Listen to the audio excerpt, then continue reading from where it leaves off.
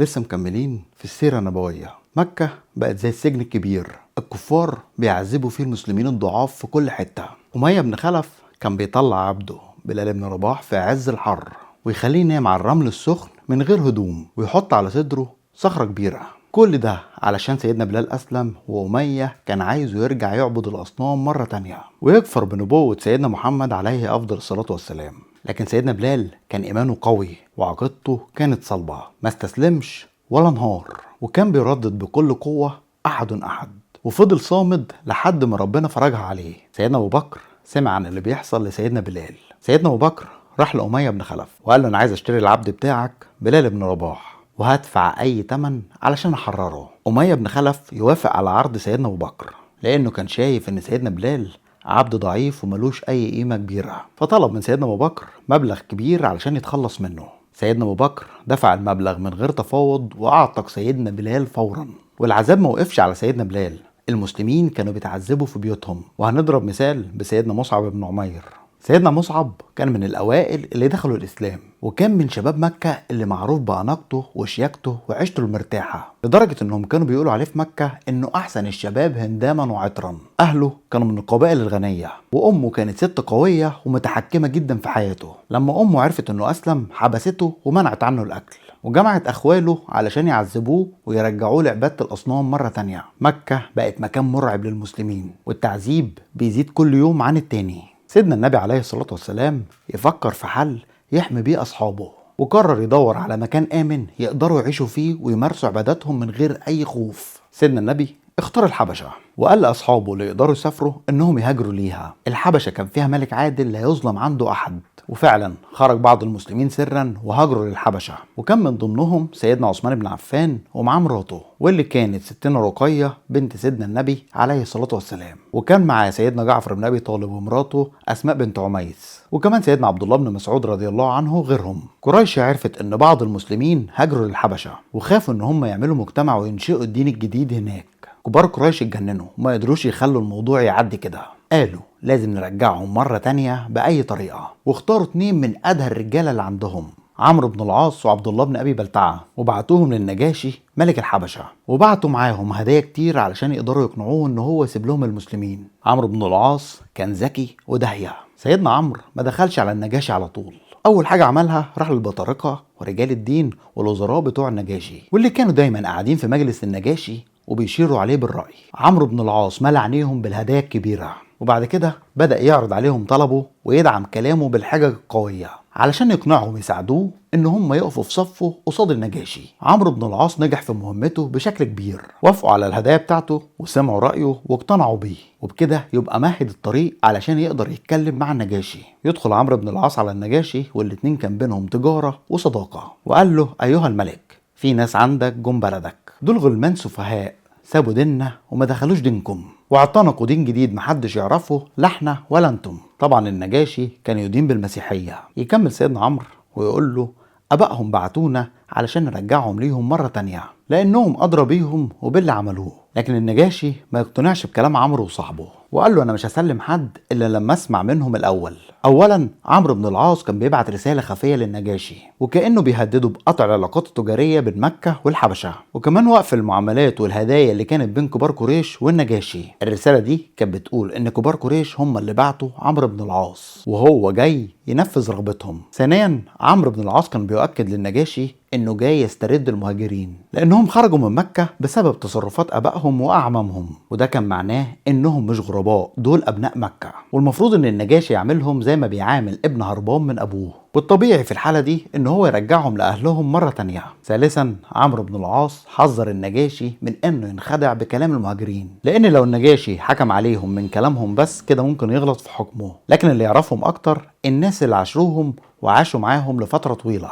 عمرو بن العاص خلص كلامه وبدأ البطارقة اللي موجودين في المجلس يأيدوه، وطلبوا من النجاشي ان هو يرجع المهاجرين لبلادهم مرة تانية ويمشوا مع عمرو بن العاص، مش عايزين مشاكل مع مكة. لو انت متعرفش، مكة كانت تعتبر مركز التجارة في المنطقة دي وقتها، وكانت الرابط بين الشام واليمن والحبشة. النجاشي بعت طلب المسلمين اللي هاجروا لبلده علشان يقابلهم. المسلمين راحوا واختاروا ان جعفر بن ابي طالب هو اللي يتكلم باسمهم. النجاشي سأله ايه الدين الجديد اللي دخلتوا فيه؟ وعشان سبتوا قومكم ودينهم وما دخلتوش في ديني؟ يرد عليه سيدنا جعفر ويقول له كنا عايشين في زمن جاهلية، كنا بنعبد الأصنام ونأكل الميتة ونعمل الفواحش ونقطع صلة الرحم ونعامل جيراننا بأسوأ معاملة، والقوي فينا كان بياكل الضعيف، وفضلنا كده لحد ما الله سبحانه وتعالى بعث فينا رسول منا نعرف أصله ونسبه وصدقه وأمانته وعفافه. الرسول ده دعانا لعبادة الله وحده لا شريك له، وخلانا نسيب الأصنام اللي كنا بنعبدها إحنا وأبائنا، وأمرنا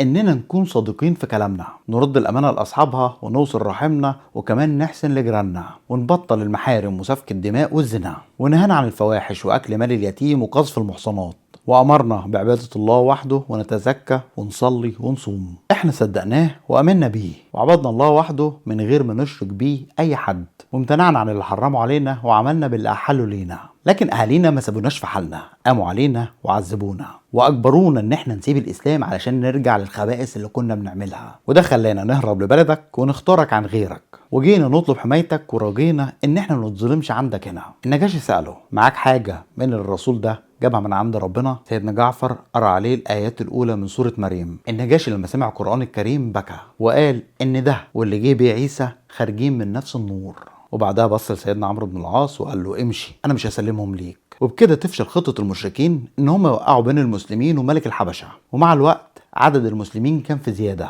وينضم ليهم ناس عندهم القوة والسلطة، فبقى صعب على المشركين ان هم يعذبوهم ويستفردوا بيهم زي الاول، وفكروا في طريقة جديدة يتعذب بيها المسلمين وما تفرقش بين حد ضعيف او قوي، وكمان طريقة يتعاقب بيها اي حد يحمي سيدنا النبي حتى لو ما كانش مسلم. فقرروا ان هم يعملوا مقاطعة لبني هاشم وكل اللي معاهم، وقالوا ما نتجوزش منهم ولا نجوزهم، ما نبيعش منهم ولا نشتري منهم، ما نكلمهمش وما ندخلش بيوتهم. واتفقوا ان هم يفضلوا كده لحد ما بني هاشم يسلموا سيدنا النبي. قريش كانت عايزه تخلص على سيدنا النبي باي طريقه. المشركين كتبوا الاتفاق ده على صحيفه وعلقوها داخل الكعبه، واقسموا ان كل قبائل قريش تلتزم بالاتفاق ده. الحصار كان شديد جدا على سيدنا النبي واللي كانوا معاه، واللي اضطروا ان هم يتجمعوا ويقعدوا في شعب بني هاشم. المشركين كانوا بيراقبوا التجار اللي كانوا بيدخلوا مكة علشان يشتروا منهم الأكل ويمنعوا المسلمين إن هم يشتروا أي حاجة. أبو لهب مثلا كان بيروح للتجار وبيقول لهم غلوا الأسعار على محمد وأصحابه، والفعل التجار كانوا بيغلوا الأسعار والمسلمين ما كانوش بيلاقوا أي أكل يشتروه. مع الوقت ظهر واحد اسمه هشام بن عمرو بن الحارث، كان بيجيب جمل ويحمله بالأكل ويسيبه على أول الشعب في السر، فالمحاصرين كانوا بياخدوا الأكل وكانوا بيوزعوه ما بينهم. الحصار فضل مستمر على بني هاشم لمدة 3 سنين لحد ما بني هاشم أكلوا ورق الشجر. وفي الوقت ده يتجمع ناس من قريش عندهم مروءة، قالوا ان اللي بيحصل ده ظلم كبير وما ينفعش يتسكت عليه لحد كده. الناس دي هشام بن عمرو كان واحد منهم. هشام راح لصاحبه زهير بن أمية واتكلم معاه في الموضوع. زهير بن أمية وافق على كلامه، وبدأوا يدوروا على حد تاني يقف معاهم ويسمع كلامهم، ونجحوا يقنعوا ناس لهم قيمة وشجاعة زي مطعم بن عدي وابو البختري بن هشام وزمعة بن الأسود، ويجتمعوا كلهم بالليل في السر ويتفقوا على خطة علشان يتجمعوا بموقف موحد. وتاني يوم الصبح زهير بن أمية يطوف بالكعبة 7 مرات، وبعدها يقف ويقول بصوت عالي يا أهل مكة، احنا بناكل وبنشرب وبني هاشم بيموتوا، لا بيبيعوا ولا حد بيشتري منهم، والله ما هقعد ساكت لحد ما الورقة الظالمة دي تتقطع. أبو جهل ما عجبوش الكلام ده وقال ان الورقة مش هتتقطع، ويرد عليه زمعة بن الأسود ويقول له انت والله لكذاب، احنا اصلا مرضناش عليها وقت ما اتكتبت. ويرد ابو البختري ويقول له ان زمعة عنده حق في كلامه، واحنا مش راضيين بالورقة دي ولا المكتوب فيها ولا كمان نعترف بيه، واللي يقول غير كده يبقى كذاب. هشام بن عمرو يوافقهم على نفس الكلام. ابو جهل فهم ان الموضوع ده كان متخطط له، وخاف ان الحكايه تكبر وتخرج عن السيطره، فاضطر انه يوافق على انهاء المقاطعه وتقطيع الصحيفه. زهير بن ابي اميه يدخل الكعبه عشان يقطع الصحيفه، ويلقى ان في حشره اكلت الصحيفه كلها، وما سابتش غير جمله باسمك اللهم اللي كانت بتكتبها قريش في بدايه اي كتاب تكتبه، وبالطريقه دي تنتهي المقاطعه. وفي روايه بتقول ان سيدنا النبي عليه الصلاه والسلام اخبر عم ابو طالب بامر الحشره والصحيفه، وان الصحيفه اتاكلت وما بقاش فيها غير اسم الله. في السنة ال10 من الهجرة الأحزان كانت مستنية سيدنا النبي. عم أبو طالب بيموت وهو اللي كان بيحميه من أذى أهل مكة، ودي هتبقى أصعب فترة على سيدنا النبي. سيدنا النبي يدخل على عم أبو طالب في لحظاته الأخيرة ويطلب منه إن هو يقول لا إله إلا الله، لكن أبو طالب كان خايف إن قريش تعايره وتقول عليه إنه ساب دين آبائه قبل موته. وهنا نزلت الآية الكريمة اللي بتقول إنك لا تهدي من أحببت ولكن الله يهدي من يشاء.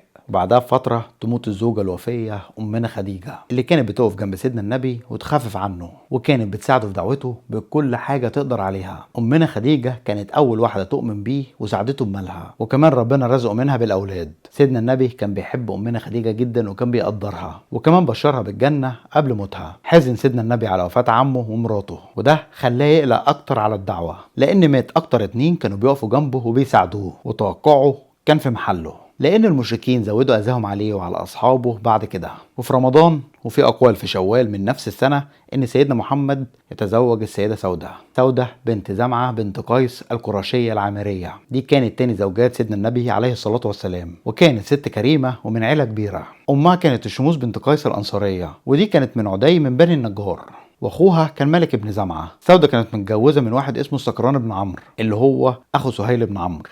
خلفت من جوزها 5 أولاد وهربت مع جوزها للحبشة. بعدها بفترة بعض المهاجرين في الحبشة حسوا ان هم عايزين يرجعوا لمكة مرة تانية، فرجعوا لمكة وسودة وجوزها كانوا معاهم. وفي يوم شافت سودة في المنام قمر بينزل عليها وهي نايمة، وتحكي لجوزها الحلم اللي شافته. جوزها يقول لها لو كانت رؤياك صحيحة هتتجوزي من بعدي. وبعدها فعلا السكران يمرض ويتوفى. وبعد وفاة جوزها راحت لسيدنا النبي واحدة اسمها خولة بنت حكيم وقالت لسيدنا النبي شكلك زعلان على وفاة ستنا خديجة. قال لها فعلا كانت ام العيال وربت البيت. فقالت له طب اخطب لك. سيدنا النبي وافق وقال لها انتم معشر النساء افهم بالكلام ده. ولما خلصت سودة عدتها سيدنا النبي طلبها للجواز وقال لها اختاري واحد من اهلك يجوزك ليا. فاختارت حاطب بن عمرو اللي جوزها لسيدنا النبي. السيدة سودة كانت اول واحدة يتجوزها سيدنا النبي بعد وفاة امنا خديجة. الفترة دي استمرت 3 سنين من غير ما سيدنا النبي يتجوز اي واحدة تانية، وفضل كده لحد ما تزوج امنا عائشة رضي الله عنها. ولحد كده خلصت الحلقة. لو عجبتك ما تنساش تعمل شير ولايك وسبسكرايب للقناة وتفعل جرس التنبيهات عشان يوصلك كل جديد. استنوني في الحلقة الجاية. سلام.